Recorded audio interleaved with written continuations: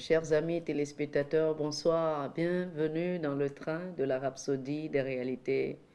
Chers frères et sœurs, en Jésus nous avons la vie, le mouvement et l'être. Et c'est si réconfortant de savoir qu'il revient bientôt. Je vous invite à prier avec moi pour commencer notre émission. Alléluia. Seigneur, merci pour ton amour révélé en Jésus-Christ. Merci pour le don de ta parole qui change nos vies. Ce soir, nous sommes prêts et nos cœurs sont ouverts pour être remplis et transformés au nom de Jésus. Amen. Alléluia. Alléluia. Chers amis, l'émission de ce soir va couvrir la semaine de la rhapsodie des réalités du 6 au 12 août. 6 au 12 août. Et je vous invite à prendre votre copie de la rhapsodie. Le premier numéro, c'était celui du vendredi passé, vendredi le 6 août, qui nous dit « Christ est à domicile en vous. » Merci Seigneur. Alléluia. Christ est à domicile en vous. L'écriture de ce jour était Colossiens, le chapitre 1, le verset 27 qui dit ceci. « Le mystère caché de tout temps et dans tous les âges m'est révélé maintenant à tous ces saints à qui Dieu a voulu faire connaître quelle est la glorieuse richesse de ce mystère parmi les païens, savoir Christ en vous, l'espérance de la gloire. » Oh, alléluia, alléluia. Le pasteur Christ dit en ce jour que Christ en vous fait référence à tout ce qui constitue le caractère, la personnalité, le potentiel de la gloire et des grâces de Christ incarnées en vous. Et cela se fait par le Saint-Esprit. Il dit, rappelez-vous des paroles de Jésus dans Jean chapitre 14, le verset 23, qui dit, « Si quelqu'un m'aime, il gardera ma parole, et mon Père l'aimera. Nous viendrons à lui et nous ferons notre demeure chez lui. » Et le pasteur nous dit, ceci, c'était avant sa mort, son ensevelissement, sa résurrection et son ascension au ciel. Il avait dit dans Jean chapitre 14, les versets 16 et 17, « Et moi, je prierai le Père et il vous donnera un autre consolateur. Mais vous, vous le connaissez car il demeure avec vous et il sera en vous. » Oh, alléluia. Merci Seigneur Jésus. Le pasteur a dit, il a tenu sa promesse et le jour de la Pentecôte, le Saint-Esprit est descendu pour résider dans les disciples. Aujourd'hui, étant nés de nouveau, nous sommes devenus son temple vivant. Alléluia. Il a établi sa demeure en nous. Ceci est un mystère dans l'Ancien Testament. Les prophètes et même les anges se demandaient comment il serait possible pour Dieu d'établir sa demeure dans le cœur des hommes. Mais cela a toujours été le désir de Dieu. Oh, merci Seigneur. Il a dit dans Proverbes chapitre 8, le verset 31, « Trouvant mon bonheur parmi les fils de l'homme. » Paul, par l'Esprit, nous dit le pasteur, écrit et dévoile finalement ce mystère tel qu'il est lu dans notre verset d'ouverture. Ainsi, lorsque nous disons Christ en vous, nous parlons du caractère, nous parlons de la beauté, nous parlons de toute la gloire, la puissance et la justice de Dieu renfermée dans un homme, renfermé en vous. Sa gloire est en vous. Alléluia, oh alléluia. Le jour qui a suivi, c'était le samedi, le 7 août. Le thème de la rhapsodie des réalités était « Ressusciter ensemble avec Christ ».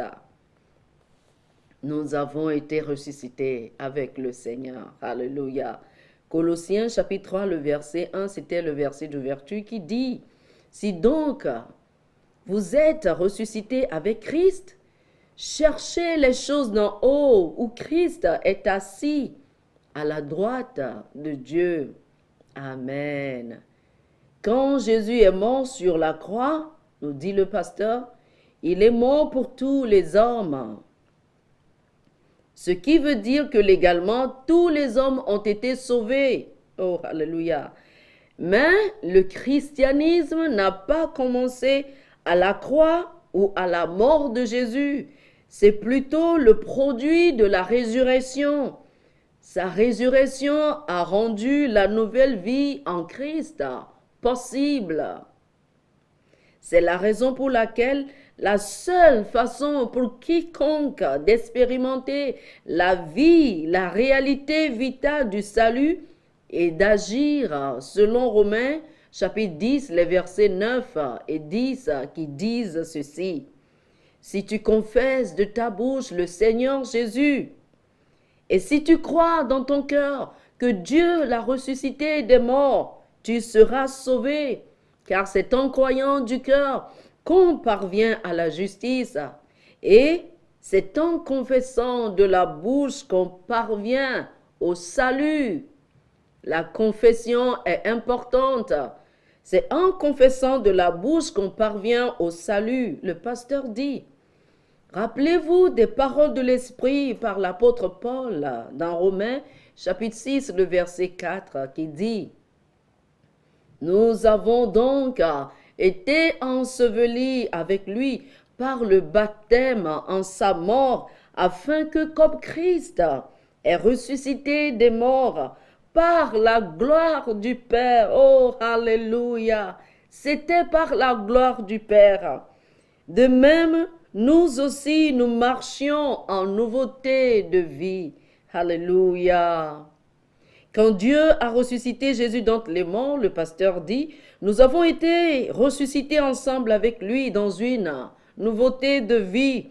Nous sommes devenus de nouvelles créatures en Jésus-Christ, vivant pour Dieu, ayant la vie transcendante. Oh, alléluia. Alléluia, j'ai la vie transcendante, dites-le avec moi, j'ai la vie de Dieu en moi, ressuscité ensemble avec Christ. Chers frères et sœurs, le dimanche, le 8 août, le thème de la rhapsodie des réalités, c'était « Suivez l'exemple du Maître ».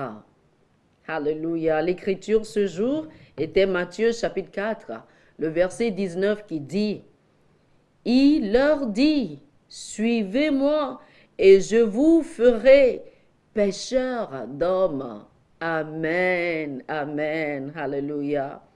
Tout dans votre vie, nous dit le pasteur, devrait se concentrer sur le fait de gagner des gens à Jésus-Christ.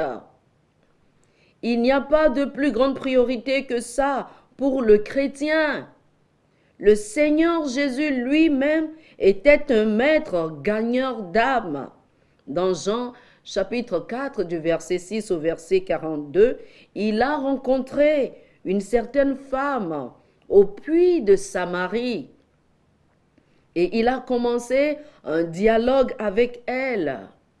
La femme est venue puiser de l'eau, mais pour attirer son attention, le Seigneur a engagé une conversation avec elle à propos de quelque chose qui intéressait la femme, c'était l'eau.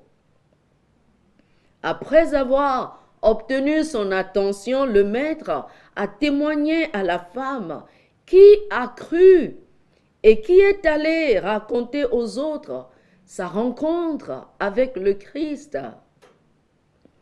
Matthieu chapitre 4 nous raconte une autre belle histoire, comment Jésus marcha le long de la rive du lac de Galilée et vit deux frères qui étaient pêcheurs, Simon, Pierre et son frère André. Jésus leur dit, « Suivez-moi et je ferai de vous des pêcheurs d'hommes. » Oh, alléluia, nous sommes des pêcheurs d'hommes, alléluia.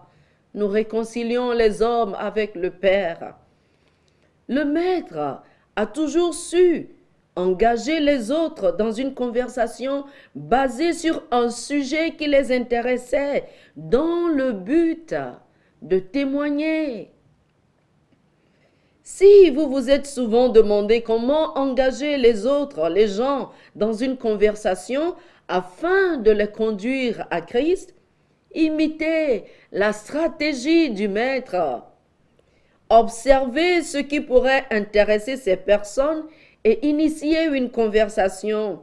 Et le pasteur nous dit, bien sûr, qu'il y a des moments où le Seigneur peut vous donner des instructions spécifiques au sujet de quelqu'un à qui vous devez témoigner. Il dit dans ces moments-là, ne négociez pas, allez-y et poursuivez, suivez les conseils du maître.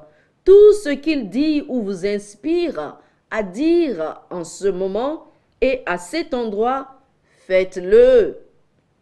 Et il a dit dans le psaume chapitre 81, le verset 10, « Ouvre ta bouche et je la remplirai. » Soyez toujours courageux, nous dit le pasteur pour conclure ce numéro.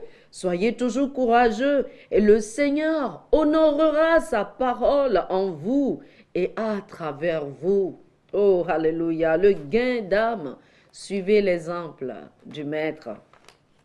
Le lundi, le 9 août, le thème de la rhapsodie des réalités était « Notre culture est en Christ ». Nous avons une culture en Christ.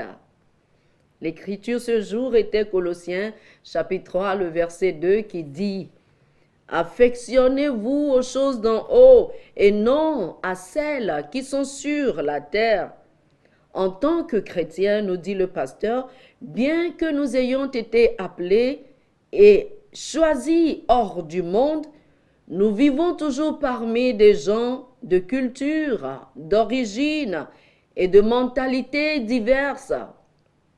Parfois, certains chrétiens se retrouvent pris dans un conflit entre leur foi chrétienne et ce qui prévaut dans une culture terrestre. Tout d'abord, il est important de comprendre qu'étant né de nouveau, votre culture principale est en Christ Jésus. Alléluia. Vous devez vous imprégner de la culture, de la parole de Dieu. 2 Corinthiens chapitre 5, le verset 17 dit que si quelqu'un est en Christ, il est une nouvelle créature. Vous n'avez pas une autre nature ou n'appartenez pas à une autre culture. La parole de Dieu est ce qui guide votre mode de vie et vos principes. La culture est souvent définie comme étant le mode de vie d'un peuple. Et pour vous, Christ est notre vie, selon Colossiens chapitre 3, le verset 4. Et la foi en la parole est notre mode de vie. Alléluia. Lisez Hébreux chapitre 10, le verset 38 et 2 Corinthiens chapitre 5, le verset 7. Le pasteur dit, certaines personnes aiment s'identifier ou participer à des cérémonies culturelles dans leur pays, leur ville ou leur pays natal, leur lieu de naissance. Cependant, de telles cultures ou événements culturels ne doivent pas renier ou être contraires à la parole de Dieu et votre foi en Christ Jésus. Il dit, lorsque vous êtes cultivé par la parole, votre vision de la vie change. Alléluia. La parole choisira vos nouvelles normes et deviendra votre référence en toutes choses. Vous n'embrasserez et ne célébrerez que les valeurs de Christ, ces choses que le royaume promulgue à propos de ce que vous avez, à propos de qui vous êtes, à propos de votre héritage en Christ. Alléluia. Gloire à Dieu. Notre culture est en Christ. Nous avons une culture en Christ. Le mardi, chers amis, le 10 août, le thème de la rhapsodie des réalités était « Séparés du jugement ». Nous avons été séparés du jugement. Oh, merci Seigneur.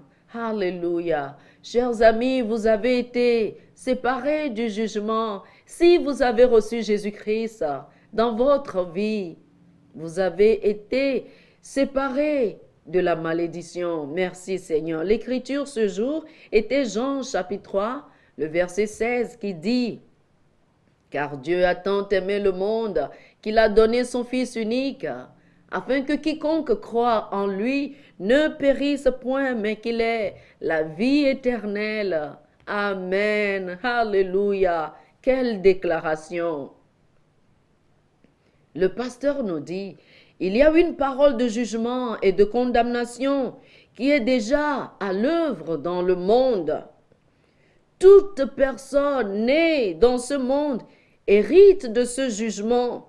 Mais lorsque vous êtes né de nouveau, alléluia, une nouvelle vie commence avec un bénéfice d'acquittement. Vous n'êtes plus condamné, vous êtes désormais acquitté en Jésus-Christ. Oh, merci Seigneur Jésus. La Bible nous dit dans Romains, chapitre 5, le verset 1, « Étant donc justifiés par la foi, nous avons la paix avec Dieu par notre Seigneur Jésus-Christ. » Dites Amen. Oh, alléluia. Et Romains, chapitre 8, le verset 1 déclare ceci. « Il n'y a donc maintenant aucune condamnation pour ceux qui sont en Christ Jésus. » Amen. Le pasteur dit, « Ceci est semblable aux paroles de Jésus dans notre verset d'ouverture. Quiconque croit en lui est dissocié de tout jugement. » Gloire à Dieu. Alléluia. Vous ne faites pas partie de ceux qui périssent. Si vous avez Jésus-Christ dans votre vie et si vous ne l'avez pas encore, chers amis, l'opportunité vous sera donnée à la fin de cette émission. Faites la prière du salut avec nous et vous serez sauvés. Oh, alléluia. Le pasteur dit, vous ne faites pas partie de ceux qui périssent. Il y a un décret divin qui est à l'œuvre. Toutes les négativités du monde, les ténèbres, les maladies, les maux, les infirmités, la pauvreté, la défaite et l'échec sont le résultat de la malédiction. Ils sont le résultat du jugement qui est à l'œuvre dans le monde. Mais vous n'êtes pas de ce monde, comme le dit la Bible dans Jean chapitre 17, le verset 16. Vous êtes d'en haut. Gloire à Jésus. Vous êtes d'un royaume céleste. Je suis d'un royaume céleste. Alléluia. Le pasteur dit, retranchez-vous donc de toutes les influences et de tous les éléments négatifs de ce monde et dominez-les par vos paroles remplies de foi. Merci Seigneur. 1 Corinthiens chapitre 2, le verset 13 dit, « Et nous en parlons non avec des discours qu'enseigne la sagesse humaine, mais avec ceux qu'enseigne l'Esprit, employant un langage spirituel pour les choses spirituelles. » Le pasteur dit, « Continuez de déclarer la parole de victoire dans votre vie. Je suis plus que vainqueur. J'ai triomphé du monde. J'ai triomphé des maladies, du manque, de la défaite de ce monde. » Continuez à faire ce genre de déclaration. Oh, alléluia. Vous avez été séparés du jugement. Le jour qui a suivi, c'était le mercredi, le 11 août, le thème de la rhapsodie des réalités était le jour du salut. Alléluia. L'écriture de ce jour était 2 Corinthiens chapitre 6, le verset 2 qui dit ceci. Car il dit, au temps favorable, je t'ai exaucé. Au jour du salut, je t'ai secouru. Voici maintenant le temps favorable. Voici maintenant le jour du salut. Oh, alléluia, alléluia. Plus que jamais auparavant, nous dit le pasteur, il y a une passion brûlante dans le cœur du peuple de Dieu pour prêcher l'évangile. Oh, alléluia. La prophétie s'accomplit. Oh, merci Seigneur. Il dit encore, tout comme il y a une grande faim et un grand désir de salut dans le cœur des hommes et des femmes du monde entier, l'Esprit a été répandu sur toute chair. Oh, alléluia. Rappelez-vous des paroles de Jésus dans Actes, chapitre 1, le verset 8. Mais vous recevrez une puissance, le Saint-Esprit survenant sur vous, et vous serez mes témoins à Jérusalem, dans toute la Judée, dans la Samarie, et jusqu'aux extrémités de la terre. Le pasteur dit, c'est la saison dans laquelle nous sommes. Maintenant, nous avons été dotés de puissance afin d'être efficaces dans le gain des âmes. Merci Seigneur. Le message est accessible à tous. Alléluia. Et tout le monde peut donner sa vie à Christ, car c'est le temps favorable. Alléluia. Jésus l'a appelé l'année de grâce du Seigneur dans Luc chapitre 4, le verset 19. Et cela corrobore justement notre verset principal qui dit, voici maintenant le temps favorable, voici maintenant le jour du salut. C'est le jour du salut, gloire à Dieu, oh alléluia. Cependant, le temps favorable prendra fin et le jugement s'ensuivra. Jésus a apporté le temps favorable et il reviendra pour le jour de la vengeance. Mais pour le moment, nous travaillons avec Dieu dans ce temps favorable et amenons les hommes et les femmes à Jésus-Christ. Le pasteur dit, aidez ceux qui vous entourent à recevoir le salut par la puissance de Dieu qui agit en vous en cette heure de sa grâce. Oh, alléluia. Merci Seigneur Jésus. Apportez l'évangile à ceux qui sont perdus, aux désespérés, aux blessés, à ceux qui sont opprimés dans votre monde et dans les régions d'au-delà. Rappelez-vous, le temps est court. Par conséquent, glorifiez Dieu en étant fervent et efficace à mesure que vous conduisez des âmes à Christ. Oh, c'est le jour du salut. Le temps favorable, c'est aujourd'hui. Recevez le Christ. N'attendez pas. Oh, merci Seigneur. Aujourd'hui, mes chers amis, le 12 août, jeudi le 12, le thème de la rhapsodie des réalités est « Nous exécutons le jugement sur Satan et ses démons ». Oh, alléluia, merci Seigneur. L'écriture du jour est le psaume chapitre 149 du verset 5 au verset 9 qui dit « Que les fidèles triomphent dans la gloire, qu'ils poussent des cris de joie sur leurs couches. Que les louanges de Dieu soient dans leur bouche et le glaive à deux tranchants dans leurs mains pour exécuter la vengeance sur les nations, pour châtier les peuples, pour lier leurs rois avec les chaînes et les grands avec les ceps de fer, pour exécuter contre eux le jugement qui est écrit. C'est une gloire pour tous ces fidèles. Louez l'Éternel. Alléluia, alléluia. Le Seigneur Jésus occupe la position la plus élevée qui soit. Il est assis à la droite de Dieu. Il est assis à la droite du Père, bien au-dessus de toute principauté et puissance, de tout pouvoir et domination, et au-dessus de tout nom qui peut se nommer. Oh, alléluia. Merci Seigneur. Mais ce qui est absolument formidable est que vous êtes en lui. Alléluia. Vous êtes assis en lui. Vous êtes assis en lui dans la gloire. Vous avez la domination sur Satan et les princes des ténèbres de ce monde.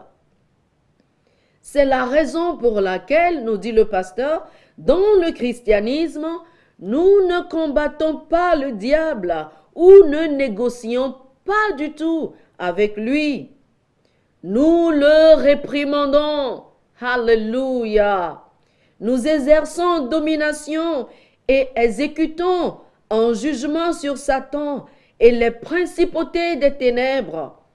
Ils ont été jugés et c'est nous qui sommes autorisés à exécuter le jugement. Oh, alléluia, quel honneur.